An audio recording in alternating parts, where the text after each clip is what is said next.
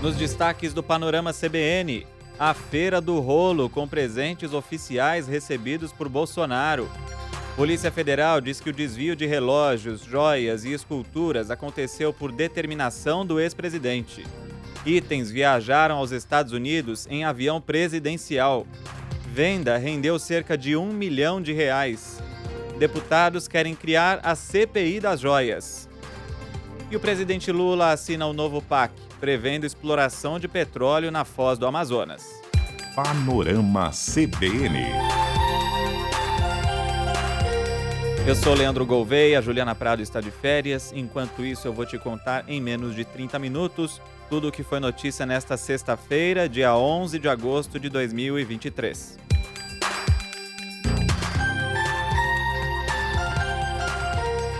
O cerco se fecha contra Jair Bolsonaro.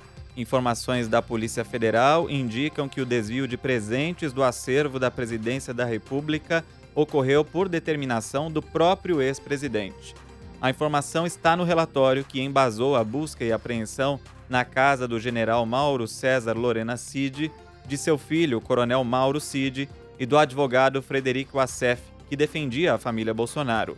A TV Globo e a Globo News apuraram que entre os alvos está também o tenente Osmar Crivellati, ex-ajudante de ordens de Bolsonaro. A operação da Polícia Federal foi batizada como Lucas 12:2, em alusão ao versículo da Bíblia que diz: "Não há nada escondido que não venha a ser descoberto, ou oculto que não venha a ser conhecido." Segundo a investigação, a venda de joias, relógios e obras de arte rendeu R$ 1 milhão.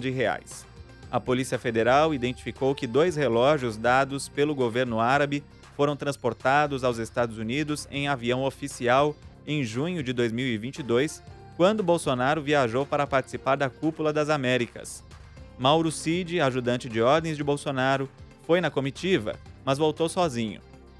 Nesse meio tempo, viajou para a Pensilvânia, onde teria vendido os relógios Rolex e Patek Philippe por $68 mil, o equivalente a R$ 350 mil na época. O dinheiro teria sido depositado pela loja na conta do pai, o general Mauro Lorena Cid. Trocas de mensagens entre Cid pai e Cid filho indicam que Bolsonaro era destinatário do dinheiro obtido com a venda dos presentes. Mauro Cid chega a debater com o assessor especial de Bolsonaro, Marcelo Câmara, a melhor forma de entregar $25 mil a Bolsonaro, que estavam com o general Cid, por medo de usar o sistema bancário. Só que o advogado Frederico Assef teve que recomprar o Rolex por um preço mais alto, em uma operação resgate, depois da determinação do Tribunal de Contas da União para devolver o objeto para o acervo público, depois que o escândalo veio à tona. De acordo com o jornalista Valdo Cruz, da Globo News, a Polícia Federal apura quem deu o dinheiro e em que forma para que o advogado recomprasse os itens. Mauro Cid teria ficado responsável por recuperar o outro relógio. Nesta semana, quando questionado sobre aquele e-mail em que Mauro Cid faz uma cotação do relógio, Bolsonaro chegou a dizer que não via problema nisso. Tudo que o TCU pediu foi entregue, tudo, até um relógio parecido com aquele. Essa resposta do Cid tem que vir dele e do advogado dele. Eu não vejo nenhuma maldade você cotar o preço de alguma coisa, é natural. Você conta quanto é que vale isso aí, é natural. Um trecho do inquérito da Polícia Federal indica que esculturas recebidas como presente oficial foram extraviadas no mesmo voo que levou Bolsonaro aos Estados Unidos em 30 de dezembro do ano passado, dias antes do fim do mandato. Em um áudio, Mauro Cid diz ao assessor de Bolsonaro, Marcelo Câmara, que não conseguiu vender nos Estados Unidos as esculturas douradas em formato de palmeira e de barco recebidas por Bolsonaro em visita ao Bahrein em 2019. O coronel afirma que a operação não foi concluída porque as peças não eram de ouro maciço e que ainda tentava negociar com outro homem não identificado. Mauro Cid compartilha com Marcelo Câmara informações sobre um kit contendo um relógio que iria a leilão no dia 7 de fevereiro de 2023. A Polícia Federal encontrou os objetos em um site de leilões e identificou que era o kit de joias masculinas recebido na Arábia Saudita e que o Tribunal de Contas da União ordenou que fosse devolvido ao governo meses depois. Segundo a Polícia Federal, o general Lorena Cid era responsável por guardar as joias e negociá-las, e ele recebia o dinheiro na conta dele na Flórida. Já foi pedida a cooperação internacional aos Estados Unidos para que o sigilo dessa conta seja quebrado. A Polícia Federal até conseguiu identificar o reflexo do general em uma foto tirada por ele de uma escultura que seria negociada.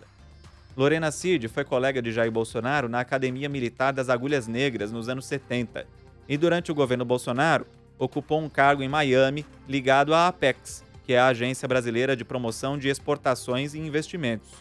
A Polícia Federal afirmou que vai chamar também a ex-primeira-dama Michele Bolsonaro para depor. A informação é da apresentadora da Globo News e comentarista da CBN, Andréa Sadi. Em algumas das mensagens obtidas na investigação, os assessores do ex-presidente dão a entender que Bolsonaro chegou a conversar sobre o valor de mercado das peças e que um dos itens já tinha, entre aspas, sumido com a dona Michele, em referência à então primeira-dama. A defesa de Mauro Cid disse que não vai se manifestar, porque ainda não teve acesso aos autos. A defesa de Jair Bolsonaro não se manifestou sobre as acusações até a gravação desse podcast.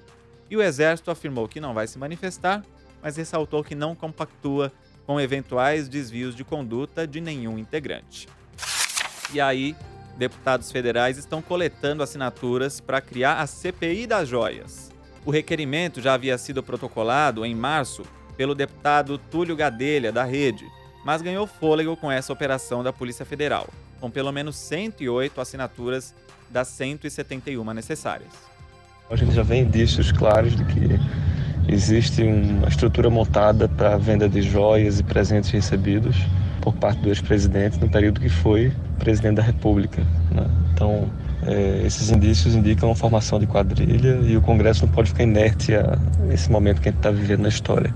A relatora da CPMI dos ataques golpistas, senadora Elisiane Gama, pretende convocar os investigados da operação da Polícia Federal. O mandado de busca e apreensão hoje da Polícia Federal nos traz a necessidade de apurar se existe uma relação com a venda fraudulenta de produtos luxuosos por agentes públicos com os financiadores do ato do 8 de janeiro. Também nos leva a tomar a decisão de convocar pessoas que foram atingidas por esse mandado de hoje. A CPI continua firme na sua linha de investigação, a busca dos autores intelectuais e dos financiadores do 8 de janeiro. Por outro lado, bolsonaristas veem a operação como uma perseguição ou vingança. É o caso da deputada Magda Mofato, do PL. Não é uma ação isolada. Essas ações de hoje, Polícia Federal, Coronel Cid e outras tantas ações, é exatamente para isso. Ações conjuntas com outras tantas para que o PT se perpetue no poder. Os deputados Rogério Correia, do PT, e Jandira Fegali, do PCdoB, fizeram pedidos para retenção dos passaportes de Bolsonaro e da mulher dele, Michele. Os congressistas dizem que há fortes indícios de que os valores obtidos com a venda dos objetos serviram como financiamento para o que chamam de golpe contra os três poderes da República. Mudando de assunto, o placar no plenário virtual do STF para tornar a deputada Carla Zambelli ré por porte ilegal de arma de fogo e constrangimento já está em 3-0 para aceitar a denúncia. Carmen Lúcia e Alexandre de Moraes seguiram o relator Gilmar Mendes. O julgamento começou nesta sexta e segue até o dia 21. A denúncia foi oferecida pela Procuradoria-Geral da República por aquele episódio em que Zambelli apontou uma arma contra um eleitor de Lula no meio da rua em São Paulo no dia anterior ao segundo turno das eleições do ano passado. E o presidente Lula assinou as portarias que dão início ao novo PAC, o Programa de Aceleração do Crescimento. Hoje começa o meu governo. Até agora, o que nós fizemos foi reparar aquilo que tinha desandado. Nós já recuperamos 42 políticas de inclusão social. Já começamos todas elas a funcionar. E o PAC é o começo do nosso terceiro mandato. Porque a partir do PAC, ministro vai parar de ter ideia. Ministro vai ter que cumprir o que foi aprovado aqui e trabalhar muito para que a gente possa executar esse PAC. Foram anunciados 1 trilhão e 700 bilhões de reais em investimentos em diferentes áreas, como transporte, saneamento básico e energia. Só que nem tudo é novidade e nem tudo é investimento do governo. 612 bilhões serão recursos de empresas, parcerias público-privadas e concessões. 371 bilhões são do orçamento geral, 362 bilhões de bancos públicos e 343 bilhões de estatais. O ministro da Casa Civil, Rui Costa, disse que o novo PAC foi feito à luz do arcabouço fiscal, garantiu que a responsabilidade fiscal será cumprida. Durante muitos anos, governadores e governadoras que são hoje, alguns deles ministros, demonstraram que fizeram um volume recorde de investimento nos seus estados. E a totalidade deles demonstrou que esse volume de investimento caminhou lado a lado com o cuidado com as finanças públicas, com a responsabilidade fiscal, porque só ela é capaz de garantir de forma sustentável no longo prazo mais recursos, mais arrecadação e mais investimento. Da parte das estatais, a maior parte dos recursos vem da Petrobras. O presidente da empresa, Jean Paul Prats, disse que quer começar um programa de refinarias sustentáveis com biocombustíveis e retomar laços com países sul-americanos que foram deixados no passado. Tirar plataformas e sistemas de produção antigos e vamos descomissioná-los, trazendo novas plataformas construídas no Brasil, navios construídos no Brasil. Vamos lotar os nossos estaleiros de novo. Vamos nos reconectar com nossos vizinhos e parceiros, Bolívia, Venezuela, Argentina, sem absolutamente nenhuma vergonha disso, mas para ajudá-los e para nos ajudar. Projetos econômicos, projetos viáveis. Entre os projetos da Petrobras está inclusive a exploração de petróleo na foz do Rio Amazonas, que nem autorização do IBAMA tem ainda. Tudo isso é assunto para a Rádio Sucupira.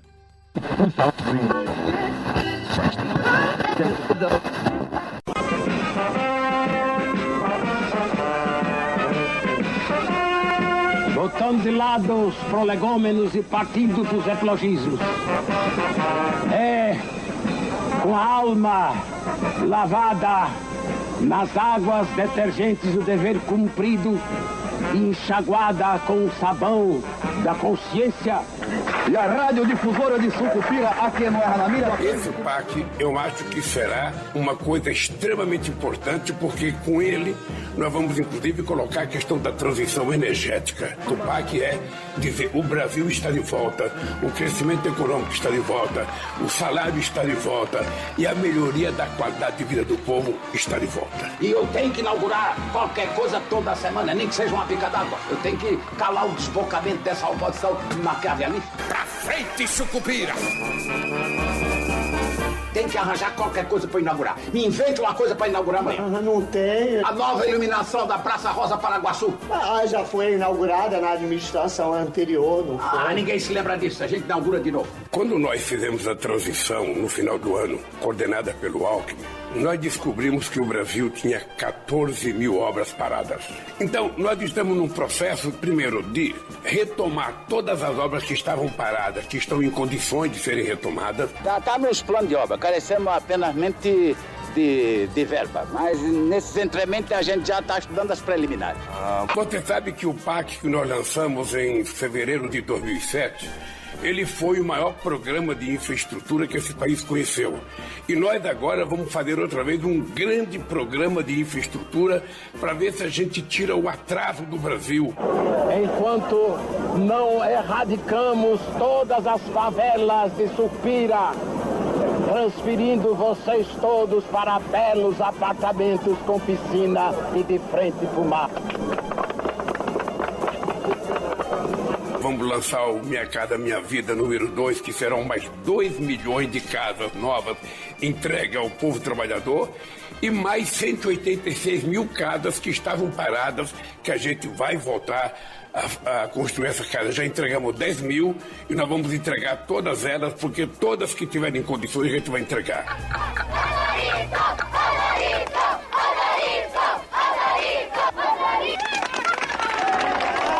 Que os profetas do apocalipse da oposição digam que Sucupira está à beira do caos, Eu vos digo que esse caotismo só está no pensamento dele.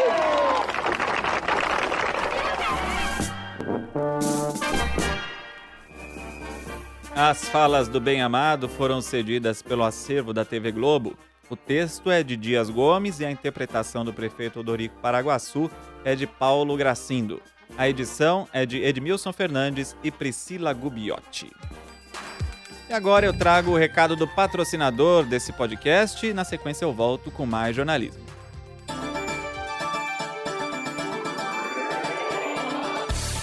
O mercado de energia solar, que está em constante crescimento, traz diversos benefícios para a sociedade e para o meio ambiente. Ao utilizar a irradiação do sol como fonte de energia elétrica, estamos fazendo uso de um recurso limpo, renovável e sustentável. Os benefícios de utilizar placas solares são inúmeros e para todos. As placas podem ser instaladas em residências urbanas, rurais ou imóveis comerciais. Além de economizar até 90% na conta de luz, a energia solar valoriza o imóvel, tem fácil manutenção e ainda conta com um processo de contratação simples e 100% digital. O Banco BV oferece financiamento de placas solares que estão sujeitas à análise para tornar a vida financeira de seus clientes mais simples e leve. Saiba mais em bv.com.br e nas redes sociais, @BancoBV. Panorama CBN. De volta com o jornalismo, falando um pouco de economia, sobre a inflação. O IPCA, medido pelo IBGE, fechou o mês de julho com leve alta de 0,12%. Com o resultado, a inflação acumula alta em 12 meses de 3,99%, sendo que a meta do Banco Central é de 3%, com margem de 1,5 ponto para mais ou para menos. Dos 9 grupos de produtos e serviços pesquisados pelo IBGE, 5 tiveram alta. A maior variação foi observada no grupo transportes, por causa da gasolina. O gerente do índice de preços do IBGE, André Almeida, explica que isso se deve à volta da cobrança do PIS/COFINS. A gasolina subiu 4,75% e foi o subitem com maior impacto individual no índice do mês. Nesse combustível, houve reoneração de impostos no mês de julho. Por outro lado, os grupos habitação e alimentação e bebidas puxaram o índice para baixo. Os dois caíram entre 0,4% e 1% no mês. Em habitação, a queda de quase 4% da energia elétrica está relacionada à incorporação do bônus de Itaipu, que foi creditado nas faturas emitidas no mês de julho. Os itens alimentícios caíram pelo segundo mês consecutivo. Houve redução nos preços do feijão carioca, do óleo de soja, das carnes, do frango em pedaços e do leite longa-vida. No mercado financeiro, o índice Bovespa caiu 0,24%, com 118.065 pontos. O dólar comercial subiu 0,32%, valendo R$ 4,90. O euro subiu 0,15%, cotado a R$ 5,36.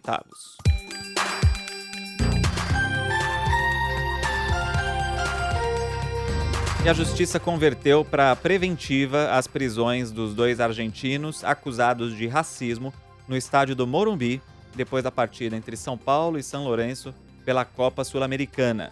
Os 2 foram encaminhados para um centro de detenção provisória nesta sexta-feira. No primeiro caso, um dos argentinos, Davi Emanuel, fez gestos imitando um macaco para torcedores são paulinos e arremessou uma banana em uma criança. O pai do menino relatou à TV Globo o episódio. Ele chegou com a casca de banana na mão, mostrando, e todo mundo filmando ele, perguntando o que aconteceu. Ele, pai, jogaram a banana em mim, me chamaram de macaco e chorou, mas chorou que apertou meu coração. Ele chorou muito, ele faltou até ar, né? Eu senti como se ele tivesse tomado uma surra, né? O outro caso ocorreu num camarote do Morumbi e envolveu um dirigente do São Lourenço, Matias Ezequiel. O delegado César Saad ressaltou a importância das imagens gravadas por torcedores que presenciaram os episódios. Dessa forma, segundo ele, os responsáveis puderam ser identificados e detidos. E através das imagens da câmera do celular a gente conseguiu identificar o torcedor e rapidamente ele foi detido e conduzido à delegacia. E ao final da partida, um camarote onde haviam dirigentes do São Lourenço, após a eliminação do time, começou uma provocação de torcedores do São Paulo com o São Lourenço e um deles acabou também fazendo gestos racistas imitando o macaco e também torcedores filmaram esses gestos racistas e a polícia conseguiu deter esse dirigente que também foi encaminhado para a delegacia lá dentro do estádio. Por causa da alteração na lei, o crime não admite pagamento de fiança. Assim, ambos seguirão presos no Brasil. Casos de racismo em jogos da Libertadores e da Copa Sul-Americana têm sido comuns. Ainda na quinta, torcedores do Flamengo sofreram racismo no Paraguai, onde enfrentaram o Olímpia. Os atos ocorreram em um shopping antes da partida. Nessa semana também, torcedores do Newell's Old Boys, também na Argentina, foram flagrados cometendo atos racistas na última terça antes do jogo contra o Corinthians. No Rio de Janeiro, argentinos também cometeram racismo numa partida entre Fluminense e Argentinos Júniors no Maracanã. Em julho, o preparador físico do time peruano universitário, Sebastián Avelino Vargas, foi preso por fazer gestos racistas em um jogo do time também contra o Corinthians em Itaquera. E no mês passado, o Atlético Mineiro denunciou atos de racismo por parte de torcedores do Libertad do Paraguai ao goleiro Everson, em Assunção. A Conmebol, que é a Confederação Sul-Americana de Futebol, tem sido criticada pelos clubes e pelos torcedores que afirmam que a entidade é omissa em casos de racismo. Os suspeitos do assassinato do candidato à presidência do Equador foram indiciados por tráfico de drogas em grande escala e por homicídio de candidato à eleição popular. 6 colombianos foram presos preventivamente pela participação suposta na morte de Fernando Villavicencio. A Justiça do Equador determinou a prisão preventiva deles. 5 têm antecedentes criminais na Colômbia por crimes como homicídio, narcotráfico, roubo e agressão a funcionário público. E um dia depois do assassinato, uma candidata à Assembleia Nacional do Equador teve o carro baleado. Os tiros atingiram de raspão o braço de Stephanie Puente. Ela estava no carro com o pai e um funcionário. 2 homens desconhecidos atiraram contra o para-brisa do lado do motorista e fugiram. Ninguém foi preso. Não se sabe se o crime foi cometido pelo mesmo grupo que matou Villavicencio, e os 2, inclusive, eram de partidos diferentes. Apoiadores do ex-candidato foram, nesta sexta, até o cemitério de Quito. O corpo de Villavicencio foi velado sob forte esquema policial. A facção criminosa Los Lobos emitiu um comunicado negando a autoria do assassinato. Eles publicaram um vídeo desmentindo o primeiro vídeo que havia circulado nas redes em que supostos membros da facção apareciam reivindicando a autoria do crime. O presidente do Equador, Guillermo Lasso, pediu apoio do FBI, a Polícia Federal Americana, para investigar o ataque. Lasso disse que o FBI aceitou ajudar e que um grupo de agentes deve chegar ao Equador em breve. Mesmo com o assassinato, o país tem as eleições marcadas para o dia 20 de agosto. Segundo a legislação eleitoral do país, a coligação de Villavicencio pode indicar um novo candidato para substituí-lo. Pelo menos 1.000 pessoas seguem desaparecidas depois dos incêndios florestais no Havaí. As autoridades locais ressaltaram que não é possível saber se elas estão vivas por causa da dificuldade de comunicação, pela falta de energia, internet e rádio. De acordo com o último balanço, 55 pessoas morreram por causa dos incêndios. E subiu para 78 o número de mortes causadas pela passagem do tufão Doksuri pelo norte da China. A quantidade de vítimas é quase 2 vezes maior que a estimativa anunciada na semana passada. As fortes chuvas interromperam o abastecimento de alimentos e produtos e as autoridades informaram que várias pessoas continuam desaparecidas. Pequim está entre os locais mais afetados, com bairros inteiros alagados.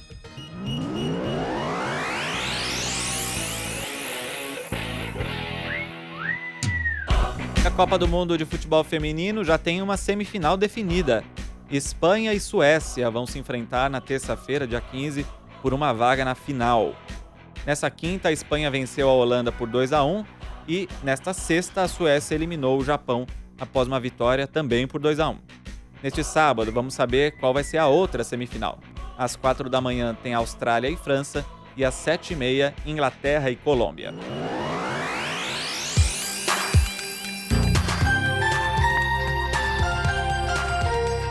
Panorama CBN fica por aqui. Se você gosta do podcast, aproveita para compartilhar o link com os amigos. Também pode mandar mensagem para mim pelo e-mail leandro.gouveia@cbn.com.br, pelas redes sociais, o Instagram é lereisgouveia. Um ótimo fim de semana para você, feliz Dia dos Pais e até segunda-feira.